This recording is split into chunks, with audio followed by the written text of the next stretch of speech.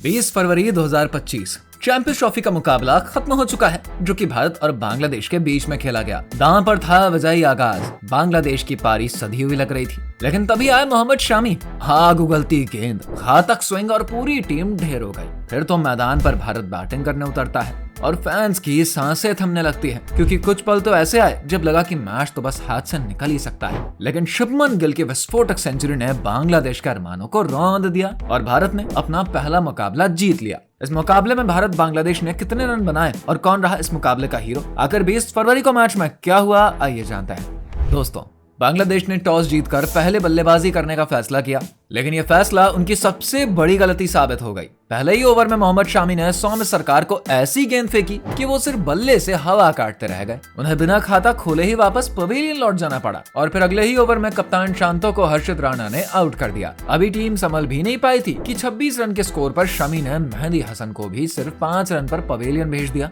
बांग्लादेश की पारी ताश के पत्तों की तरह बिखर गई, लेकिन एक तरफ तंजीद हसन कुछ हद तक टिके रहे। उन्होंने संयम के साथ रन जोड़ना शुरू किया, लेकिन 25 रन बनाते ही अक्षर पटेल की फिरकी का वो शिकार बन गए और फिर अगली ही गेंद पर अक्षर ने मुस्तफिजुर रहीम को भी आउट कर दिया। अक्षर पटेल हैट्रिक के करीब थे और अगली ही गेंद पर लगभग विकेट मिल ही गया था, लेकिन रोहित शर्मा ने आसान सा कैच छोड़ दिया। इसके बाद तौहीद हृदय और जाकिर अली ने बांग्लादेश की पारी को संभाल लिया। भारतीय गेंदबाज विकेट के लिए जूझने लगे, लेकिन इन दोनों ने जबरदस्त बल्लेबाजी करते हुए छठे विकेट के लिए 154 रनों की साझेदारी कर ली।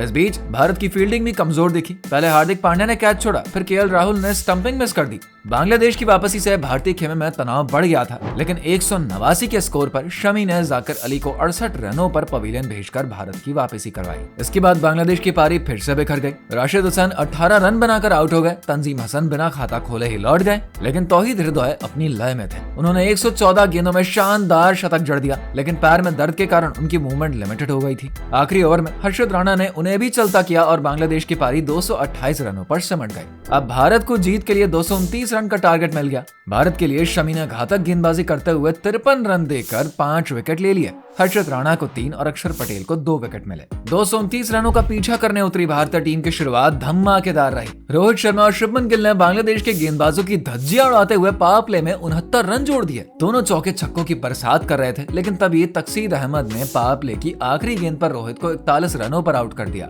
अब मैदान पर उतरे विराट कोहली और गिल ने पारी को आगे बढ़ाया और भारत का स्कोर 100 के पार पहुंचा, लेकिन 112 रन के स्कोर पर राशिद हुसैन ने विराट कोहली को 22 रनों पर पवेलियन भेज दिया। इसके बाद श्रेयस अय्यर बल्लेबाजी करने आए, लेकिन ज्यादा देर तक वो टिक नहीं सके और 15 रन बनाकर मुस्तफिजुर रहमान की गेंद पर आउट हो गए। 144 के स्कोर पर अक्षर पटेल भी सिर्फ 8 रन बनाकर आउट हो गए। अचानक से भारत के 4 विकेट गिर गए और मैच फंसता हुआ दिख रहा था। क्रीज पर एक तरफ गिल अभी भी डटे हुए थे और उनका साथ देने के लिए केएल राहुल आते हैं। दोनों बल्लेबाज संभाल कर खेल रहे थे, लेकिन इसी बीच केएल राहुल का एक आसान सा कैच छूट गया और बस यहीं से भारत के लिए मैच आसान हो गया। शुभमन गिल ने आखिरकार 125 गेंदों में 101 रन नाबाद बनाए और शानदार शतक पूरा कर लिया। 9 चौकों से सजी इस पारी ने भारत को जीत की दहलीज पर ला खड़ा किया और केएल राहुल 41 रन बनाकर नॉट आउट रहे। आखिरी में 47वें ओवर की तीसरी गेंद पर केएल राहुल ने एक शानदार छक्का जड़कर भारत को 6 विकेट से जीत दिलवा दी। वैसे आपको क्या लगता है, भारत आगे भी जीत का सफर जारी रख पाएगा? कमेंट करके बताइए।